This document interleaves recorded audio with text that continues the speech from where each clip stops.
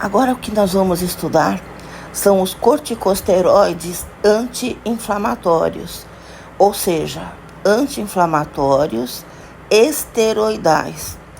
Então são aqueles anti-inflamatórios que têm a estrutura química semelhante à de um hormônio chamado cortisol, tá? Que é essa estrutura química que está aqui na figura, tá? Isso aqui é um esteroide. Então vamos dar uma olhada em como eles se sintetizam no organismo, os nossos corticoides naturais, como eles atuam no organismo e como nós podemos aproveitar essa estrutura para usar como drogas anti-inflamatórias. Bom, o próprio nome corticosteroides ou corticoides já indica que eles são produzidos na córtex da suprarrenal. São hormônios que se produzem na córtex da adrenal ou suprarrenal, que é uma glândula que fica em cima dos rins, adrenal, tá? Essa parte córtex, que é a casca, ela se divide em 3 regiões.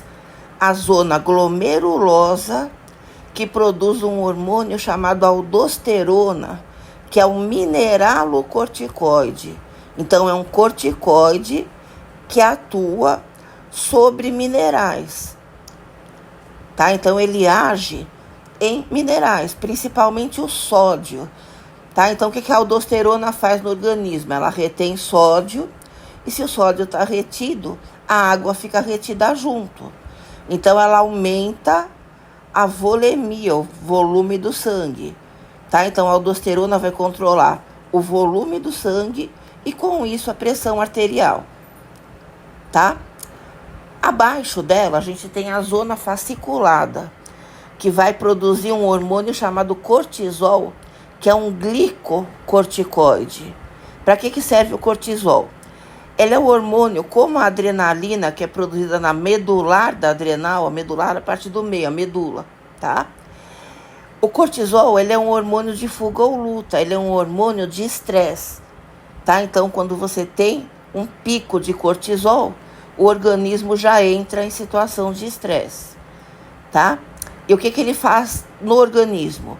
Ele regula o metabolismo energético, então açúcares, gorduras, proteínas, e ele vai modular a resposta inflamatória. E dentro da resposta inflamatória, também a parte celular dessa resposta, tá? Então, a imunidade do organismo. E na zona reticular, que é a mais interna da córtex, a gente tem a formação dos androgênios, por exemplo, DHEA, dihidroepiandrosterona. Então, aqui você tem o desenvolvimento de caracteres sexuais secundários, tá? Tudo isso aqui na córtex da suprarrenal, na casca. Na medula, que é a parte do meio, a gente produz adrenalina. Como eles são corticoesteroides, são esteroides, eles são derivados do colesterol, como qualquer esteroide, tá? Então, aqui a gente tem a biossíntese, ó. Do colesterol, a gente produz a pregnenolona, que vai produzir progesterona. A partir da progesterona, na presença de uma enzima chamada 17-alfa-hidroxilase, e essa enzima só existe na zona fasciculada, a gente produz cortisol. Na zona glomerulosa, onde a gente não tem 17-alfa-hidroxilase, a gente produz aldosterona. Então, quando a gente tem a enzima, a gente vai com a biossíntese para o lado do cortisol. Na ausência dessa enzima, a gente vai para o lado da aldosterona, tá? Então, essa enzima que é o fundamental para decidir que tipo de hormônio vai ser sintetizado pela córtex da suprarrenal.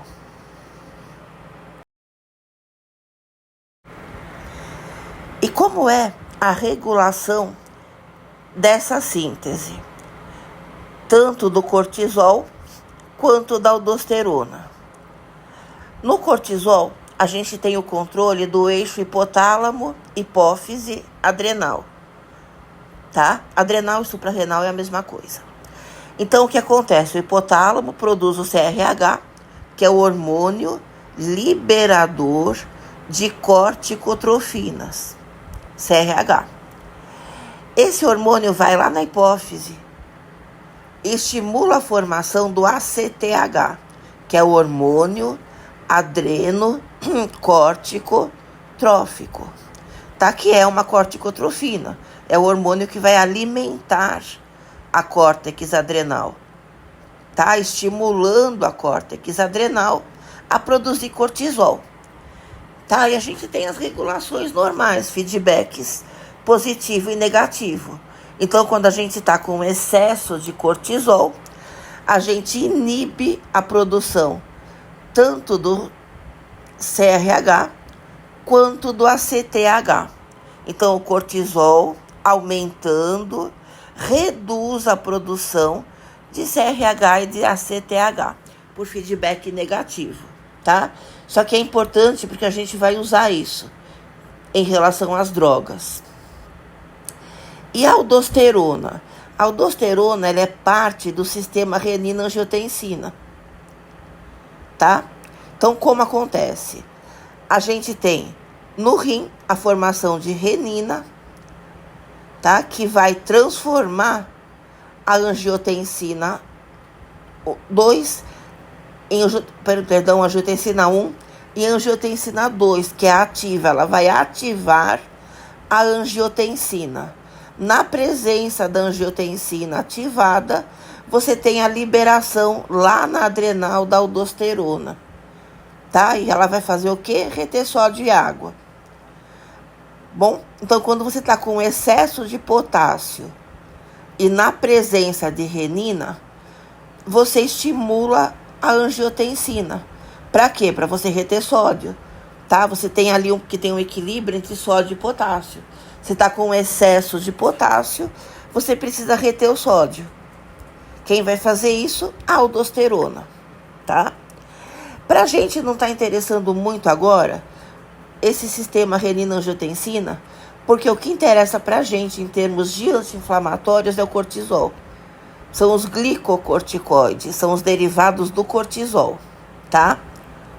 Mas como a maior parte dos glicocorticoides, que são os corticoides que a gente usa como anti-inflamatórios, a maior parte deles tem um pouco de ação mineralocorticoide, ou seja, uma ação parecida com a aldosterona.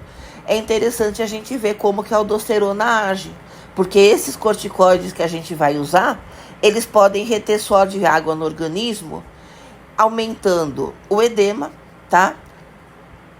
Aumentando também a pressão arterial. Não o edema inflamatório, veja, o edema cardíaco. Então, você vai reter sódio e água no corpo, tá? Isso vai poder levar ao aumento da pressão arterial, que é um efeito adverso de vários glicocorticoides. Bom, os corticoides são hormônios. Como é que eles vão atuar, então? Eles vão atuar lá no núcleo da célula, no DNA. Eles têm um alvo molecular no DNA, alterando, então, a síntese proteica, tá? Então, como é que vai funcionar? O corticoide vai atravessar a membrana da célula, ele vai se ligar ao receptor dele, e o receptor dos corticoides, ele é intracelular, ele está aqui no citoplasma da célula, tá? No citossol. Então, o corticoide ligado no receptor vai lá para dentro do núcleo e lá ele vai se ligar no alvo molecular do corticoide, tá? Elementos de resposta a glicocorticoide, GRE. Esse é o alvo molecular lá no DNA. E aí você vai ter alteração de síntese proteica, tá? Percebam que como você precisa de uma alteração de síntese proteica para você ter a resposta celular ao corticoide, isso não é imediato. Você não vai usar um corticoide agora para ter o efeito dele daqui a meia hora. Você precisa de uma latência, tá? Essa latência, esse tempo de latência pode ser de algumas horas ou de alguns dias, dependendo da droga. Alguns são de ação mais rápida, outros de ação mais lenta. Mas nenhum deles é imediato, porque eles precisam alterar a síntese proteica. Então, lá no DNA, como é que vai acontecer a resposta? Nós temos dois processos: a transativação e a transrepressão. A transativação vai ativar, obviamente, a síntese de proteínas. Quais?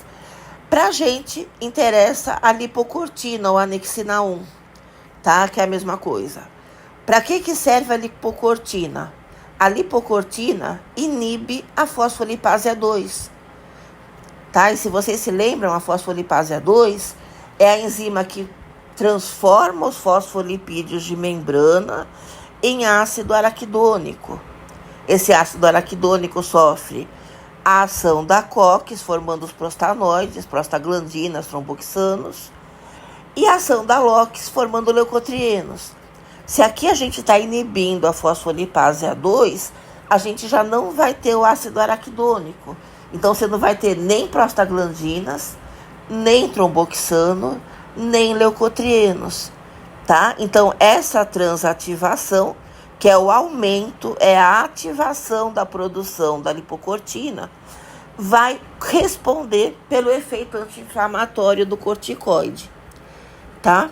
E a transrepressão? A transrepressão é uma repressão, você reprime, você reduz, você inibe, tá? A produção de alguma proteína. Por exemplo, aqui no nosso caso, fatores de transcrição, principalmente o NF-κB, tá? Para que vai servir esse fator de transcrição? Ele aumenta a síntese de citocinas, que são as substâncias que vão proliferar células do sistema imune, tá? Como você está inibindo, você vai bloquear a síntese de citocinas, tá? Principalmente interleucina 1, interleucina 6 e fator de necrose tumoral alfa, TNF-alfa. Ou seja, você reduz substâncias que servem para proliferar células imunes. Então, por esta transrepressão, o corticoide vai reduzir a imunidade, tá? Essas citocinas, interleucina 1, 6 e TNF-alfa, são muito relacionados com algumas doenças autoimunes reumáticas, como, por exemplo, a artrite reumatoide. Então, o corticoide ele tem um efeito benéfico, tá, nessas doenças. Então, você tem aqui dois bloqueios, tá? Ó, você tem dois bloqueios, não, dois fenômenos. Você vai ter um efeito anti-inflamatório pela inibição da fosfolipase A2 e um efeito redutor das células do sistema imune e do componente celular da inflamação, tá? Pela transrepressão, pela redução da produção de citocinas. Por isso que os corticoides são extremamente potentes como anti-inflamatórios. Você atua no componente vascular, humoral, tá?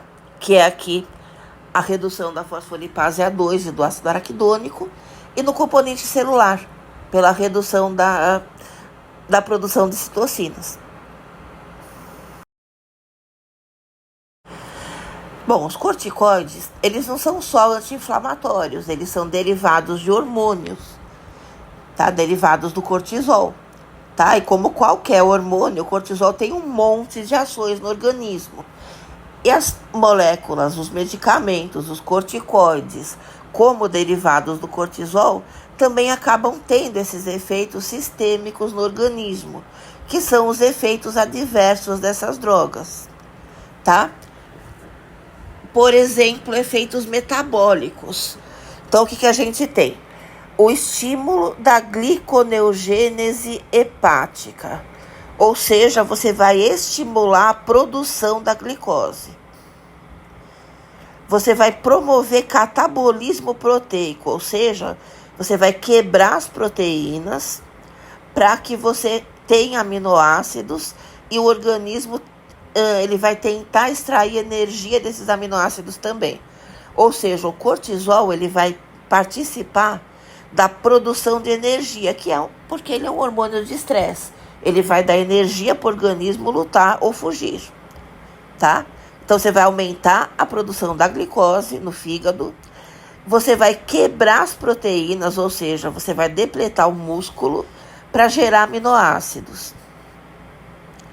E você vai induzir a quebra da gordura, a lipólise periférica, aqui nos membros, tá? Só que você quebra a gordura dos membros, mas você aumenta a produção de gordura no centro do corpo.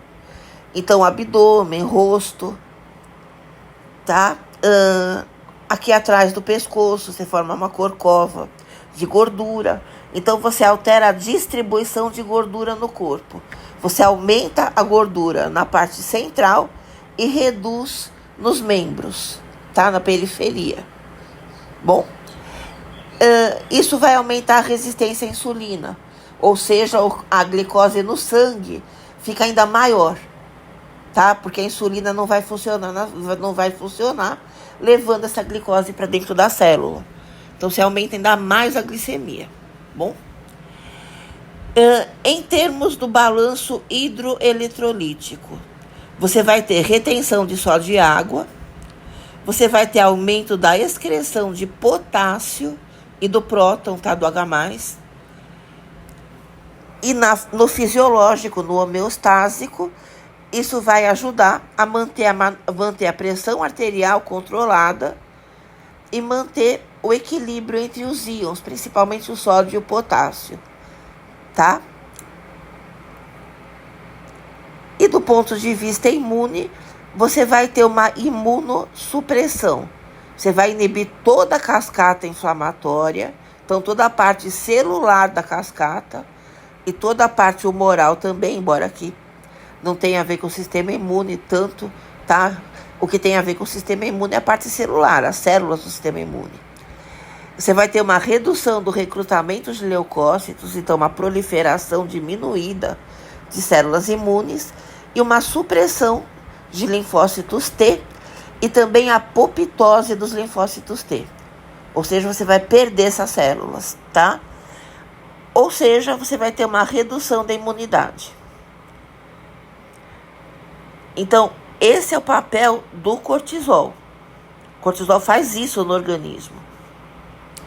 E os corticoides que a gente usa na terapêutica como derivados do cortisol vão ter esses mesmos efeitos, tá? A gente tenta diminuir o impacto metabólico e o impacto na retenção de sódio e água, mas você sempre vai ter, tá? E a gente tem o efeito no sistema imune que não dá para diminuir, porque ele está muito relacionado com o efeito inflamatório. Então não tem como você reduzir essa perda de imunidade. Por outro lado, você consegue utilizar terapeuticamente, aproveitar esse efeito, usando em doenças autoimunes, tipo artrite, lúpus. Então, como a gente consegue usar os corticoides na terapêutica? A gente consegue utilizar em doenças inflamatórias, em doenças alérgicas, por exemplo, exacerbações agudas na asma brônquica. Então, a bombinha de corticoide. O choque anafilático, você está impedindo que histamina seja liberada dos mastócitos, que são as células que guardam histamina no organismo. Episódios de angioedema, que é um edema de fundo vascular. Você consegue atuar com o corticoide, reduzindo a imunidade em doenças autoimunes, tipo lúpus, artrite, vasculites. E para impedir, ou para diminuir pelo menos a rejeição a transplantes e a enxertos, também reduzindo a imunidade, tá? E você utiliza o corticoide também como terapia de reposição, para quando você não tem o organismo produzindo cortisol como deveria, tá? Então, insuficiência adrenal, insuficiência suprarrenal, seja ela primária, tá? Seja secundária, ou seja, a doença de Addison, que a gente vai ver daqui a pouquinho, que é o hipoaldosteronismo. Então, você tem uma redução da produção do cortisol. Como a gente já viu, os corticoides, então, eles têm o papel, tem a potência, tem o caráter. Glicocorticoide, que é o anti-inflamatório, que aqui é o amarelo, e o azul, que é o mineralocorticoide, que é aquela retenção de sódio e água, que pode te levar ao aumento de pressão arterial. Então, as drogas têm diferentes porcentagens de caráter glicocorticoide e de caráter mineralo. Quando a gente usa como anti-inflamatório, a gente quer mais potência glicocorticoide. Tá? E entre as drogas que a gente tem na terapêutica, a dexametasona é a que mais tem. Ó, ela tem bastante caráter glicocorticoide e nenhum mineralo. Ela não tem potência mineralocorticoide nenhuma. Ou seja, dexametasona, teoricamente, não retém só de água no organismo, ela não retém líquido. O efeito dela na pressão arterial é menor, tá? Menor, não nulo, porque o caráter glicocorticoide também concorre um pouco para aumentar a pressão arterial, para reter líquido, mas bem menos que o mineralo. Agora, quando você está querendo repor a ação do cortisol, quando você precisa repor o cortisol, porque o paciente está produzindo menos, o ideal é você usar um que tenha a potência mineralocorticoide e potência glicocorticoide equivalentes. Por exemplo, aqui é a hidrocortisona, tá? Ela tem a mesma potência em média, glico e mineralo. Então, você vai ter os dois papéis do cortisol sendo supridos por esse medicamento, pela hidrocortisona, tá? E aqui a gente tem um corticoide, que é a fludrocortisona, que tem muito mais caráter mineralocorticoide do que glico. Quando que você vai usar? Exclusivamente quando o paciente está com uma severa deficiência de sódio, quando ele está excretando muito mais sódio do que ele deveria. Aí você usa para reter sódio e água no organismo. Ou seja, você consegue escolher o corticoide que atenda melhor a tua necessidade, mas sempre lembrando que todos eles são derivados de hormônio. Então, todos eles vão ter, mais ou menos, aqueles efeitos metabólicos, aqueles efeitos na retenção de líquido e aqueles efeitos do sistema imune que a gente acabou de ver. Por isso, a gente tem efeitos adversos dos corticoides em vários sistemas. Então, no sistema imune, a gente tem uma redução da imunidade e colocando o paciente, então, em risco de adquirir infecções, tá? Infecções oportunistas. Como a gente está reduzindo a produção de prostaglandinas, porque você reduz a produção de ácido araquidônico, você vai, então, perder a proteção gástrica. Você não vai produzir a PG1. No sistema ósseo, você vai ter osteoporose. Por quê? Porque você vai aumentar a excreção do cálcio. Você vai inibir o osteoblasto, que é a célula que produz o osteócito, produz a célula óssea, e hiperparatireoidismo secundário. Tá? Para que serve a paratireoide? Para regular a deposição do cálcio. Então, você tem excesso do hormônio paratireoidiano, que é o que está aqui, o paratormônio. Você vai reduzir a retenção do cálcio. Isso aumenta o risco de fraturas. No pâncreas, você vai ter diabetes medicamentoso, diabetes iatrogênico. Tá? Iatrogênico quer dizer um efeito que vem do tratamento. Então, aqui diabetes, tá? Medicamentoso, por causa da hiperglicemia que você vai ter produzida pelo corticoide, tá? Então, você vai ter o aumento da síntese de glicose, da gliconeogênese lá no fígado, e vai ter um aumento da resistência à insulina. Então, a insulina não vai levar a glicose para dentro da célula, então o açúcar fica no sangue. No músculo, você vai ter uma diminuição da, do tamanho dos músculos, você vai ter um catabolismo do músculo, tá? Então, uma miopatia proximal severa, ou seja, uma diminuição da quantidade de músculo esquelético no organismo. Estrias dérmicas, estrias violáceas, elas são roxas.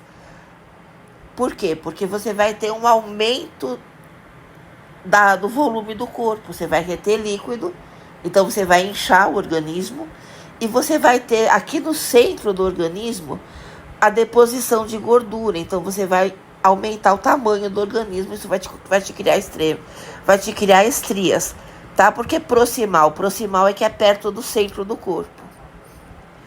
E retardo na cicatrização.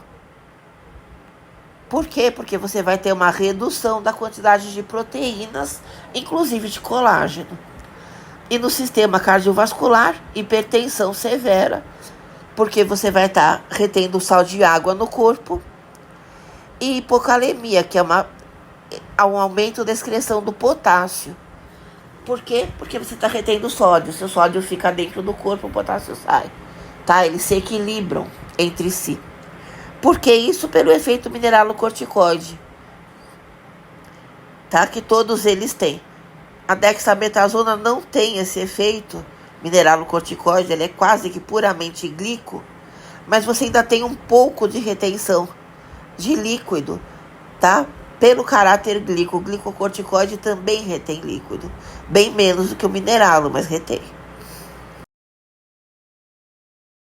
Agora vamos pensar na situação em que o paciente está tomando corticoide como anti-inflamatório ou para reduzir o sistema imune, enfim, ou para repor o cortisol.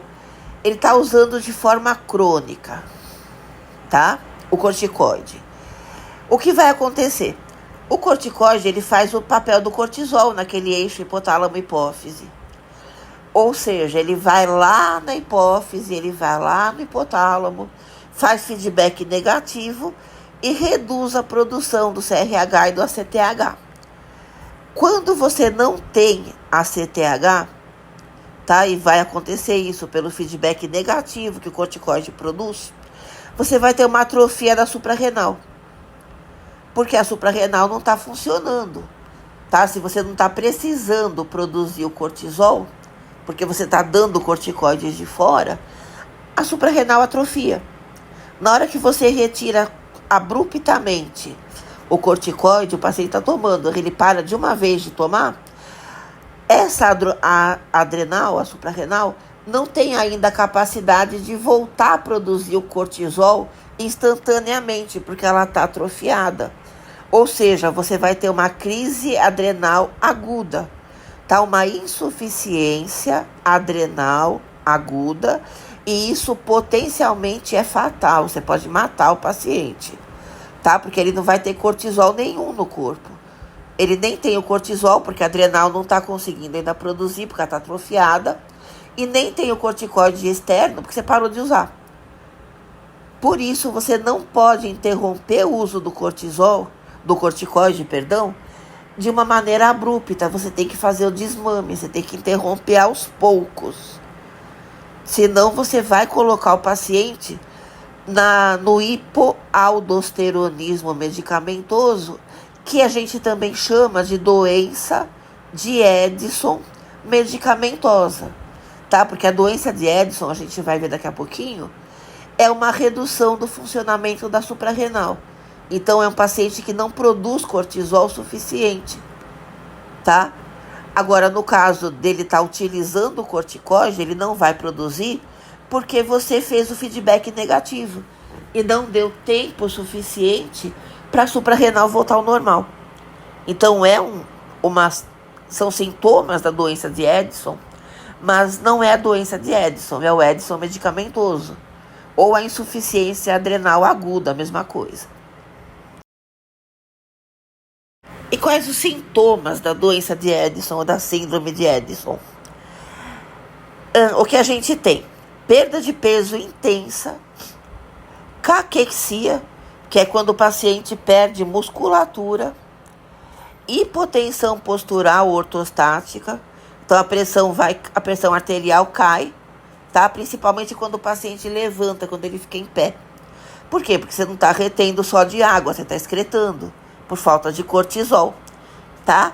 Na doença de Addison, você tem perda de cortisol e de aldosterona também, tá? Porque a córtex da suprarrenal, ela é destruída pelo próprio sistema imune do paciente, é uma doença autoimune. Então, o paciente combate a própria córtex da suprarrenal, ele vai destruindo. Então, você não tem nem aldosterona, nem cortisol, tá? Então, hipotensão grave por excreção do sódio.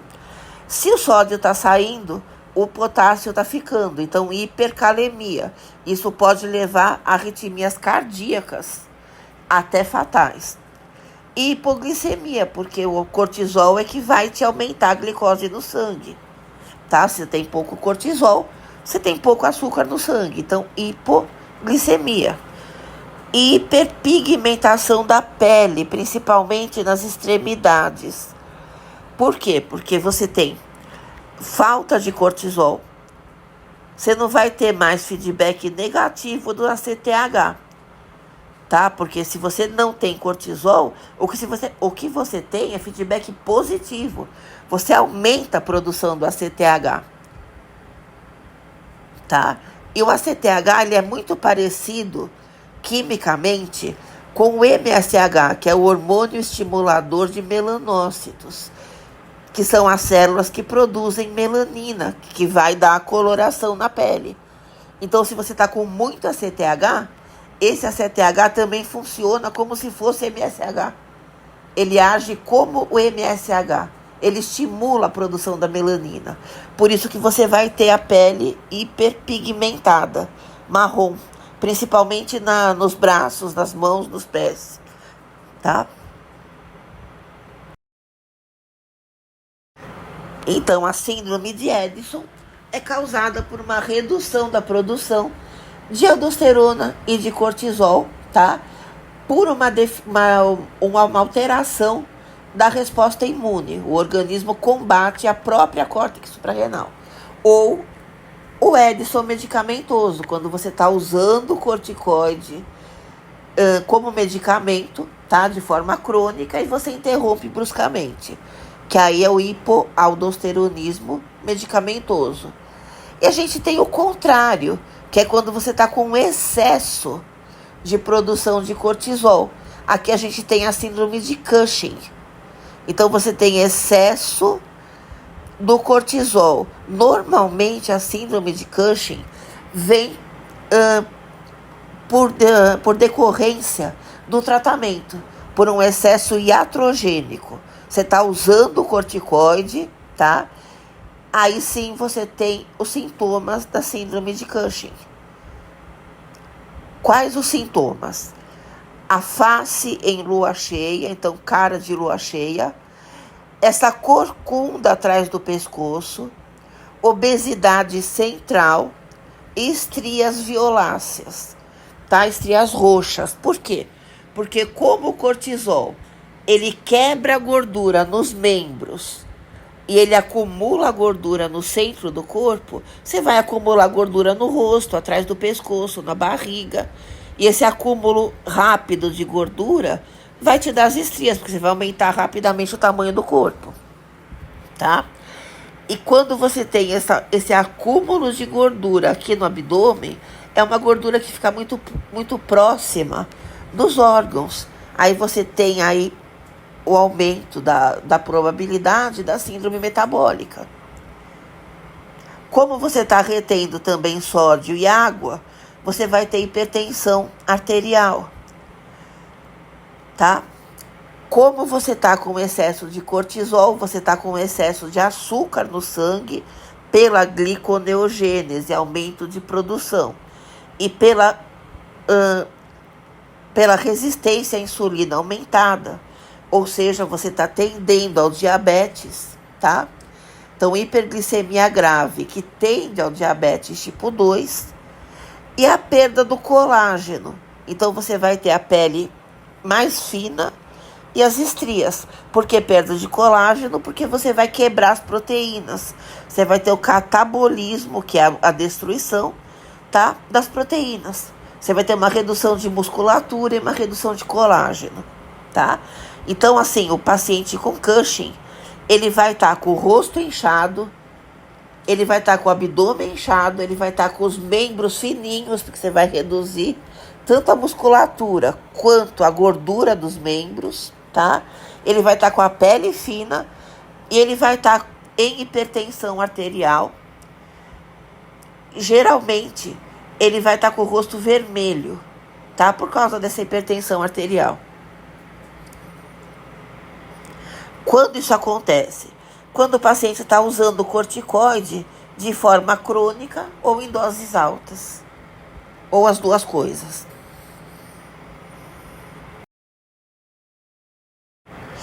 Tá aqui comparando as duas síndromes, ó. Síndrome de Cushing, excesso do cortisol. Síndrome de Addison, deficiência de cortisol. Tá? Então, o cortisol está elevado patologicamente no Cushing, patologicamente reduzido no Addison. Peso corporal aumentado, principalmente obesidade central. A gordura fica retida no centro do corpo, tá? No Cushing. E você tem um ganho de peso rápido e acentuado. Na síndrome de Addison, ao contrário, você tem uma redução de peso intenso com caquexia, que é destruição de músculo. No Cushing, você tem hipertensão arterial por retenção de sódio. No Addison, você tem uma excreção aumentada de sódio e água, hipotensão arterial, que pode chegar até o choque, que é pressão 0/0. O potássio, ao contrário, tá? Ele baixa no Cushing, porque o sódio fica retido. Então, o potássio vai sair, hipocalemia, tá? Perda de potássio. E no Addison, você tem aumento, hipercalemia. Por quê? Porque o sódio está saindo, então o potássio fica retido, tá? Ambos, hipocalemia e hipercalemia, podem levar a arritmias cardíacas que podem ser fatais. E, em termos da pele, estrias violáceas largas no Cushing, porque a pele esticou, porque o paciente engordou rápido, tá? Então, não só engordou pela gordura retida no centro do corpo, mas também inchou pela retenção de líquido. E a pele fica bem mais fina pela perda do colágeno. No Addison, hiperpigmentação difusa, principalmente nos membros, tá? Isso acaba por marcar a articulação, a dobra da pele, porque a melanina acaba se concentrando mais ali. E por que isso? Porque você está aumentando a CTH. E por que você está aumentando? Porque reduz o cortisol. Pouco cortisol, tá? Ou se você está parando de usar o corticoide de uma vez, pouco corticoide entrando no organismo. O feedback passa a ser positivo lá no eixo hipotálamo-hipófise. Pouco cortisol ou nenhum cortisol aumenta a produção do ACTH, e como ele é parecido estruturalmente com o MSH, que é o hormônio estimulador do melanócito, que aí vai estimular a produção da melanina, esse ACTH age nos receptores do MSH, que você está com excesso de ACTH, produzindo mais melanina. Isso dá aquela coloração marrom, tá? Principalmente nas dobras do corpo, que acaba retendo ali, fisicamente, tá? Você está apertando a melanina ali, você está retendo ela. Então, o que é importante a gente saber quando vai usar o corticoide como medicamento? Lembrar que existe uma latência, porque você precisa alterar a síntese proteica, tá? Para agir como anti-inflamatório. Ou seja, demora um tempo. Não adianta você usar um corticoide para esperar um efeito imediato. Você tem que usar alguma outra droga, geralmente um inibidor da COX, um AINE, para você ter o efeito imediato até o corticoide instalar o efeito dele. Você tem que escolher a droga mais adequada à situação que você está precisando tratar. Então, a dexametasona é que tem mais potência anti-inflamatória pura, tá? Em relação à potência mineralocorticoide, que é a potência de reter só de água.